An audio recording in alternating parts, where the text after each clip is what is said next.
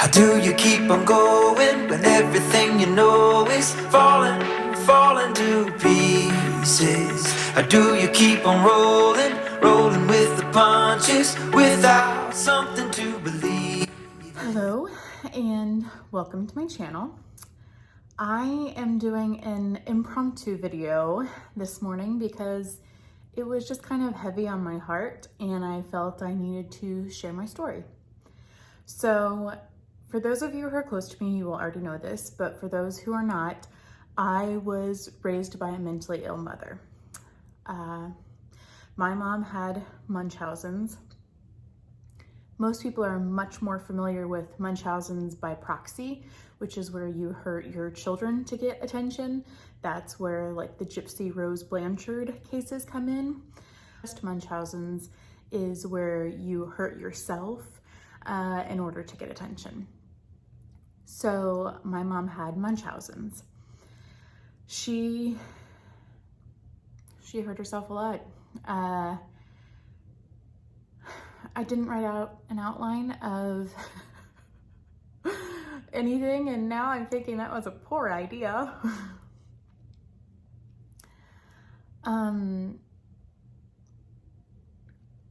Growing up, we moved around a lot, and because of that, there was always new doctors for her to see. There was always new friends. She didn't have any consistent friends, and I didn't understand that at the time, and we weren't close with my family, albeit her mom and brothers were all in prison, so how close can you be? But there was a lot of things that now as an adult, as a 33-year-old woman, I can see were red flags. The fact that we were constantly moving, I always attributed it to her inability to keep a job. She did not keep a job anywhere for very long, ever, thusly leaving us without a way to pay for our rent or utilities, and therefore we were evicted a lot, and our utilities were shut off a lot. How my mom would pay for things was one of two ways. She would either find a man and milk him for all he had, though generally not the best men, or she would go to churches. And because we moved a lot, there was a lot of churches, especially because we live in the Midwest.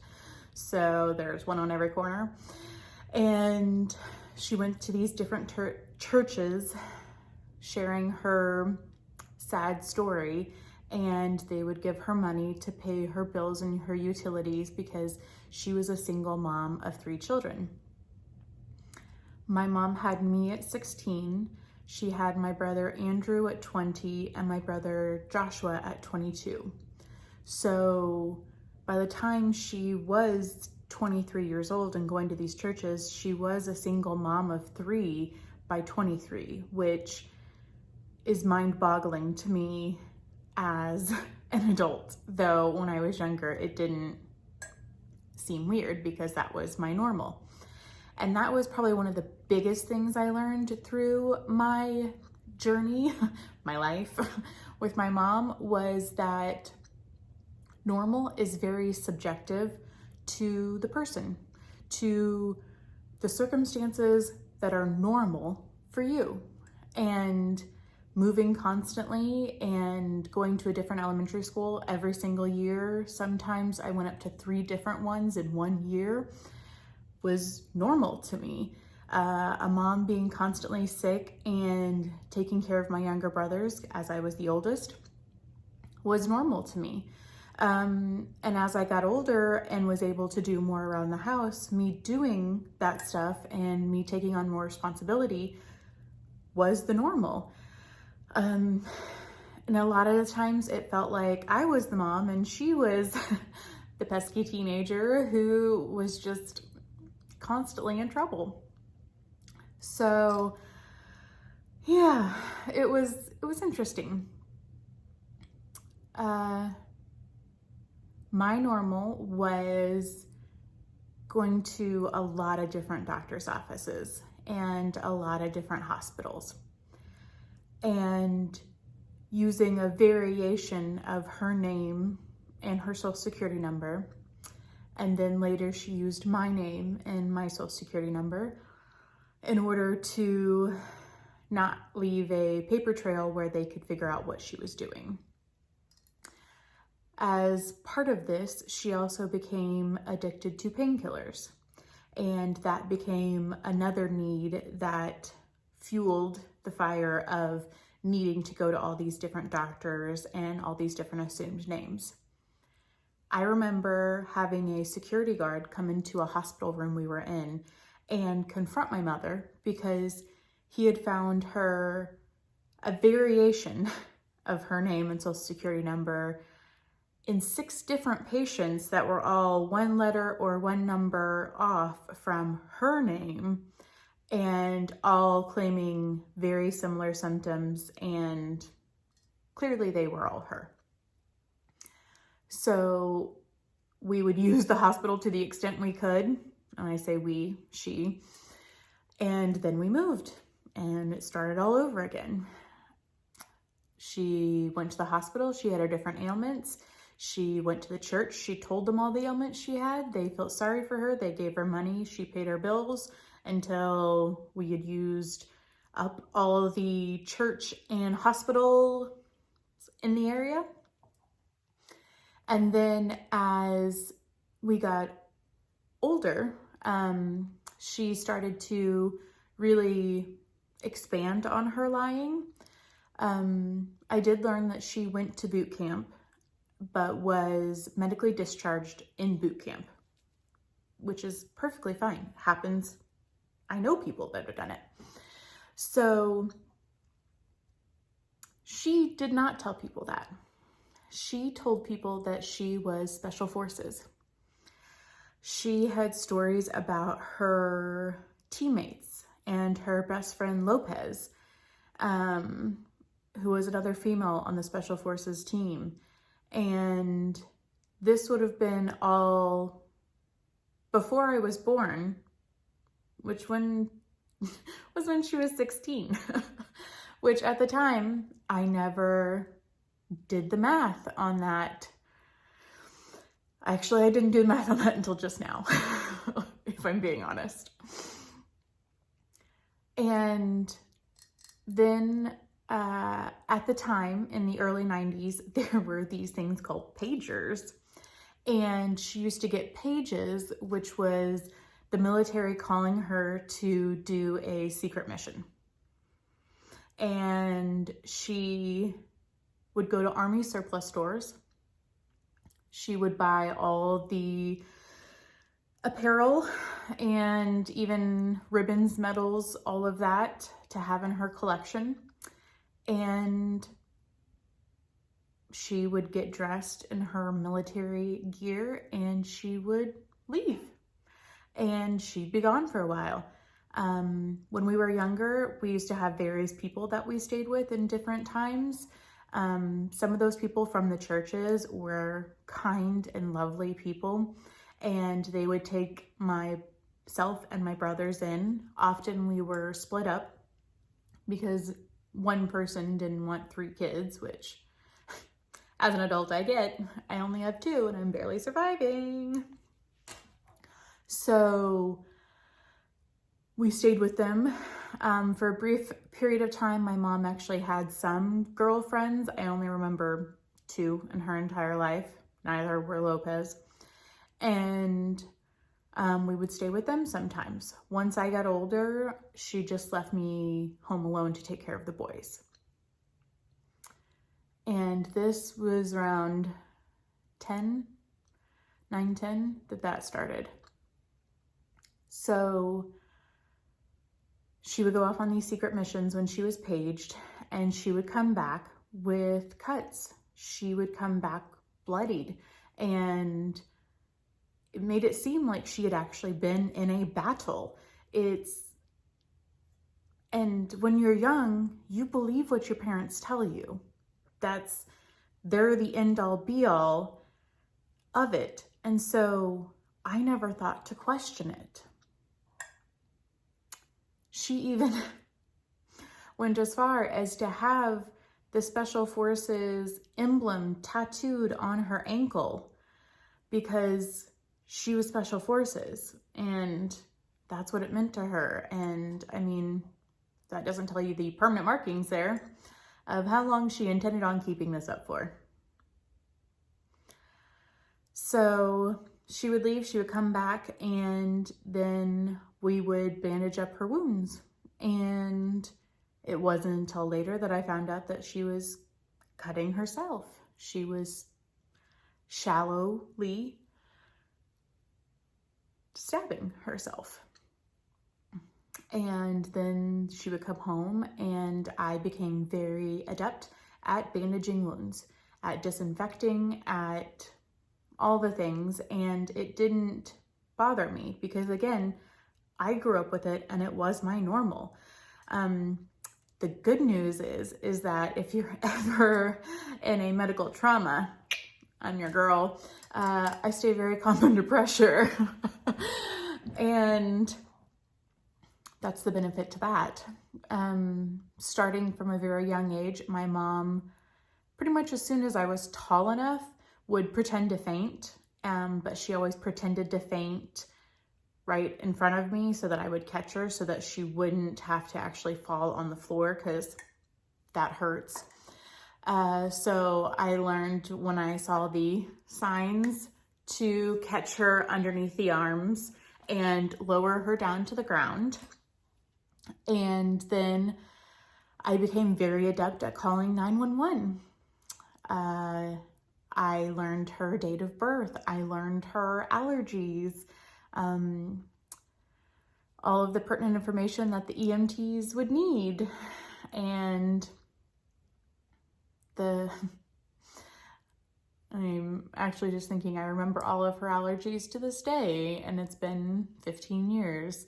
But I said them so many times that it's just ingrained in me that tetanus, Toral, iodine, compazine, and penicillin were her allergies. And I needed to be able to tell people that. It was an interesting childhood. I spent a lot of time in hospitals and doctor's offices.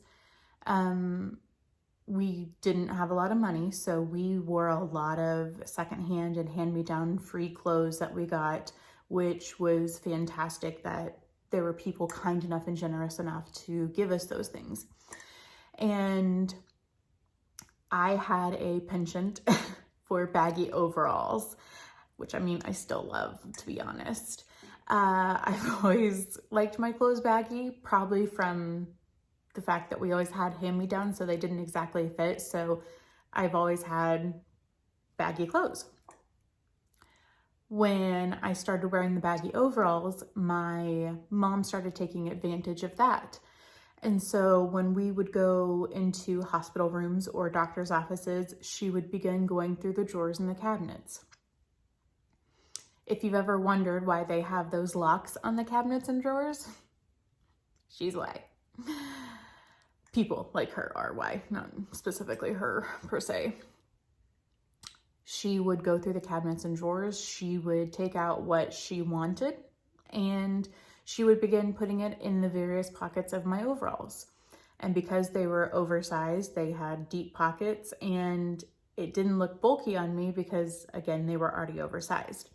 So she would fill my pockets with various things from each room, and then we'd leave and she'd empty my pockets. And after a couple years, she had accumulated quite the supply. So she actually had 2 fishing tackle boxes that had like the accordion top. Like for me, it's like a caboodle, but a fishing tackle box. And it was just filled full of medical supplies that she had stolen. I guess I had stolen. And we being this time, me and my brothers, thought that was normal. Other people's moms didn't have fishing tackle boxes full of medical equipment they stole. Weird. And then it got to be so much that she actually had an additional big duffel bag and she kept all this always in her bedroom closet in her room. And she had the duffel bag full of stuff, and that allowed her to be able to do a lot of things at home to herself and not have anyone be suspicious of her because she had all this stuff. So she was able to create the symptoms and the reactions that she was wanting.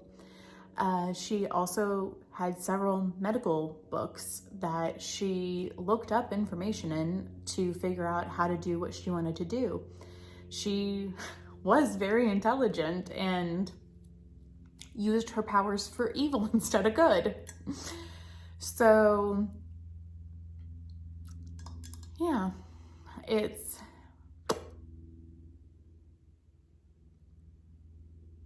she constantly was in the hospital. She constantly was not present.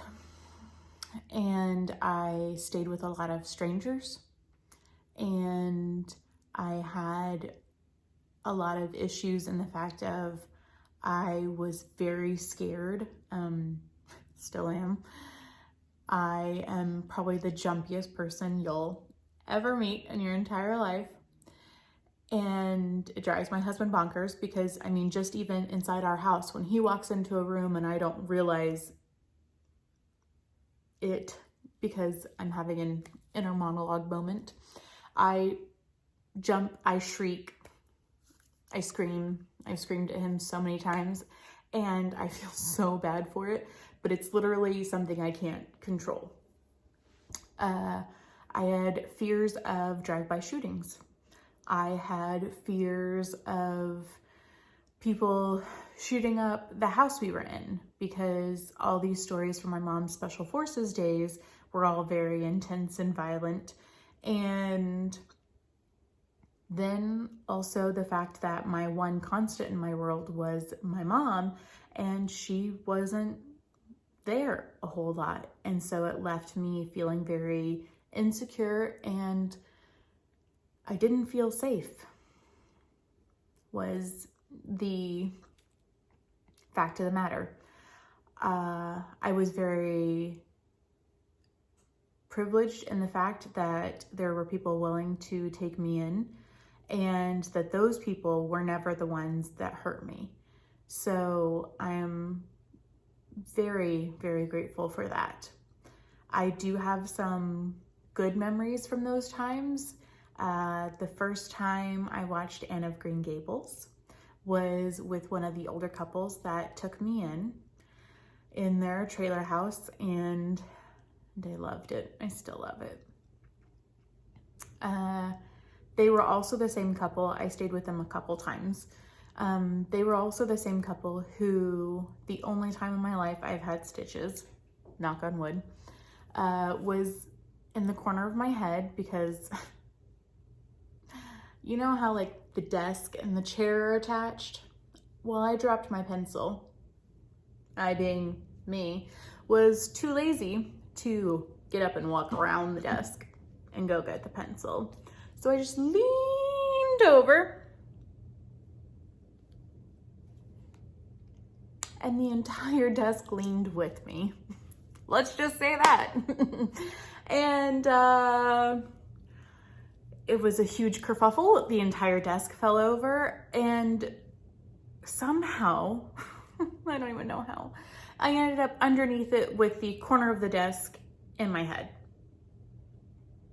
How do you manage such a thing? I don't know, I'm just gifted. So I remember walking to the nurse's office and her being like, who do I call? And trying to call my mom, and there was no answer because at this point in time, there was no cell phones. So she was just calling the home phone, which was on my records, and nobody's there because she's in a hospital somewhere and I'm staying with strangers. So that was interesting to get a hold of them, and they were very kind and took me to the doctor. I, now as an adult, wonder if they had my insurance information. We were on Medicaid, but I don't know if they had that information or if they paid for that visit out of pocket, because I know my mother never reimbursed them or did anything. So they took me and I got 3 stitches, and that was it. And I'm so very thankful for those people. I also have a very vivid memory of another lady named Carol, and her and her husband took me in multiple times in a different area that we moved to. And they had a dog named Buffy who didn't like anyone. It was an old dog who only liked her owners, mom and dad, to her, and was mean and nipped at everyone else. She then grew to love me, which at the time I thought was a sign that I was just like a Disney princess and animals loved me. When in reality, I was just there that much that she got used to me, because I stayed with this family multiple times before we were at our welcome. And that was one of the times I was separated from my brothers. And what I will say is I got very sick when I was staying with them. And I remember being so touched. Because I remember Carol getting up all throughout the night, every couple hours, to check on me, to give me more medicine, to check my fever, at the expense of her own sleep. And nobody had ever done that for me before. And 20 years later, more than that, I'm still so incredibly thankful for it, and it still stands out in my mind as this burning memory because it was so unique in its kindness and selflessness that I still am obviously touched by it. My mom thankfully did not have Munchausens by proxy, so she never tried to hurt me or my brothers, but she also never acknowledged if we weren't feeling well, because inherently the mental illness she had made her very narcissistic and made it to where it was all about her. So growing up, it was a lot of rub some dirt on it, walk it off, you're perfectly fine, which is still a mentality I have to this day, which I don't mind, quite frankly. But even when we were sick, we were taking away from her, and that's not what she wanted. So, that's why that unique experience with that lady meant so much to me.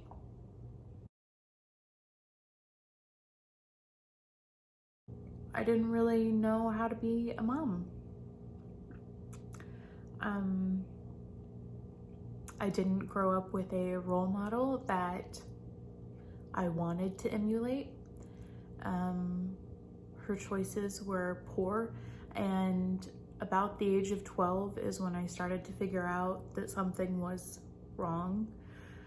We actually stayed in one area for a little while, and I was able to make friends, and one in particular that's still my childhood best friend and still is to this day. And I started to see that other people's families weren't like that. And that when I would mention things to people, that wasn't normal to them or anyone they knew. And therefore, it started those wheels turning that maybe this isn't normal for everyone. Maybe this isn't how life's supposed to be. So after that, I then began growing anger and some resentment towards my mom because I realized that she was doing this all to herself. I began watching her more closely and seeing that when she would throw up in the hospital, she would have just eaten something and then she would take a drink of a soda and swish it around in her mouth and then push the nurse call button, wait till the nurse was walking in the room, and then throw up into the trash can. And, you know, inconsistencies like that she's telling them she's throwing up and she's in so much pain. And me being like, no, that wasn't real. And your next thought is probably, well, why didn't you tell the nurses and the doctors? I did. But turns out when a 13-year-old girl tries to tell medical professionals that her mother is mentally ill without any proof, because I don't have any, it's very difficult. And even more difficult if you have a mother who is skilled at lying, and in turn turns it all around on you. And instead of getting help like you wanted, you get accused of being the one with the issues. And so after that happening a couple times, you quit telling people. It's the same mentality as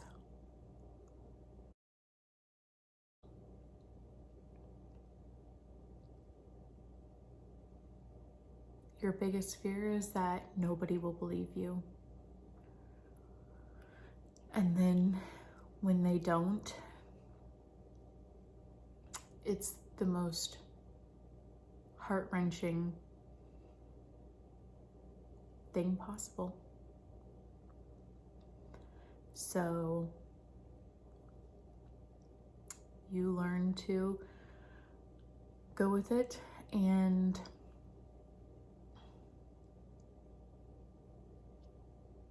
stay with the devil you know, as the saying goes. I don't share any of this for pity, for guilt, for any purpose like that.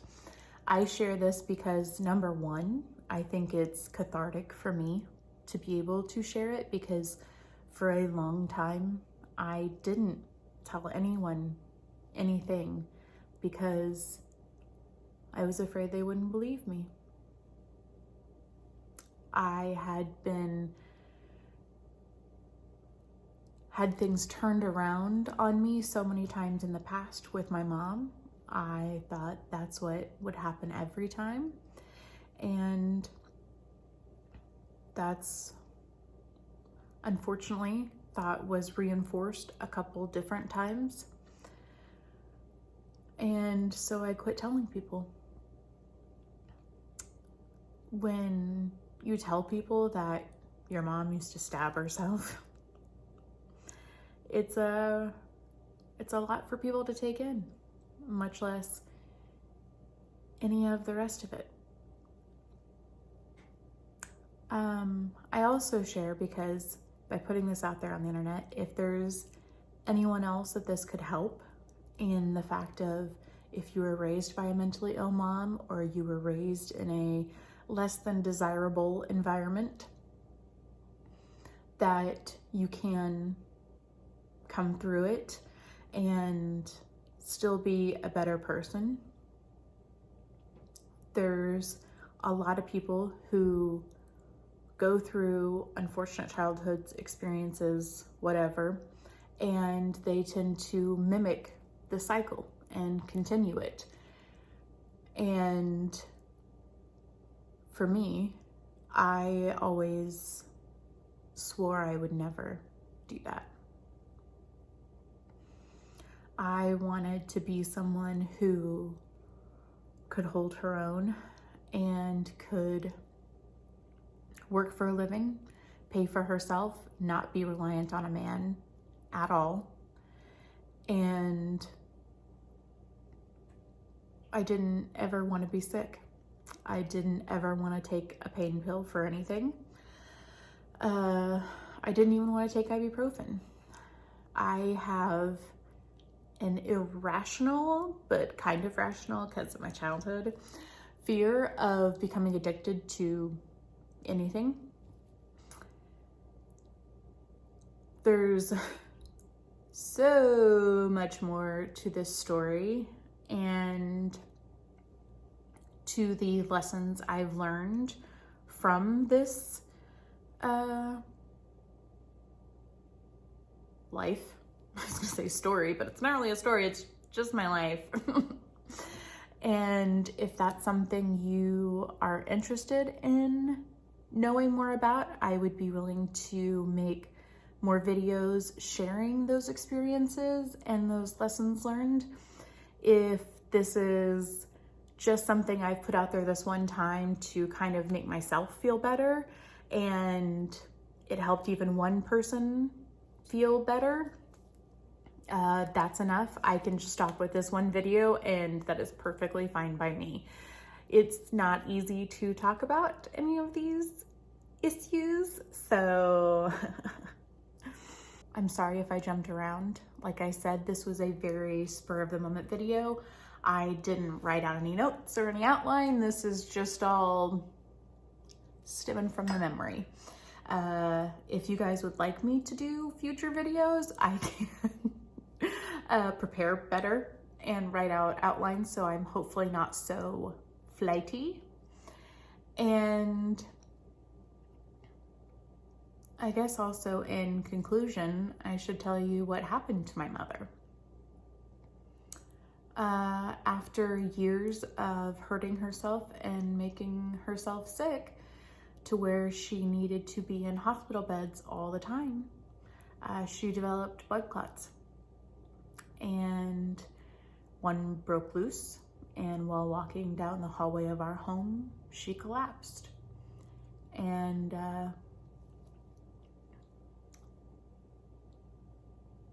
never was able to be resuscitated.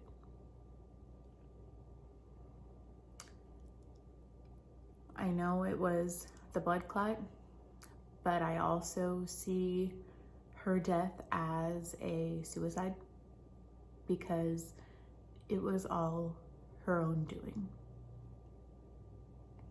As an adult, I'm able to see that it was a mental illness that stemmed from her own childhood and issues that she had and a need to have attention and be loved. And I'm able to forgive her for that. And I am able to understand it better. I am able to have forgiveness, to have empathy, to have compassion. And that's also the thing I'd like to share, is that for anyone that may be going through a similar situation or has, is to remember that they're a product of their upbringing just as much as you are. So how were they brought up that made them into the person they are today? Which as a teenager is hard to wrap your head around. I was 15 when she died, just a few months shy of 16 actually, which I always thought it was odd that she got pregnant with me at 16 and then died right before my 16th birthday. And now it's been about 16 years. Like, doing the math there. So apparently that's just the number that it comes around in cycles. So there's a lot of things that I felt and learned as a child. There's a lot of things that I feel and have relearned as an adult while having an adult's perspective on it. I've learned a lot since I became a mother myself on the struggles of motherhood. It's hard. Anyone who tells you that motherhood isn't hard isn't spending enough time with their kids. Okay? So I understand part of my mom wanting to have somebody take care of her versus always being the caregiver. And I wish she had found a man as kind and giving as my husband is, in the fact that when I'm sick, he takes care of me, and for that I am forever grateful. Again, I'm sorry if this was this is real hodgepodge all over the place. I know. But let me know down below in the comments, or give it a thumbs up or a thumbs down if you did or did not like this. Again, it doesn't hurt my feelings either way. It doesn't change the fact that it was my childhood and it is part of my story of my life. And it doesn't change the fact of what I've learned. If you give it a thumbs down, it just means you don't want more videos like this. If you do have any comments, leave them down below in the comments. And yeah, I guess let me know if you'd like to see more videos like this or not. As always, I am sending so much love your way, and I appreciate the time you spend hanging out with me and my family, because I know you can choose to do a whole lot of stuff with your precious time. So the fact that you've taken some of that time to be with me is sincerely seen and appreciated. So, well, I'll see you next time.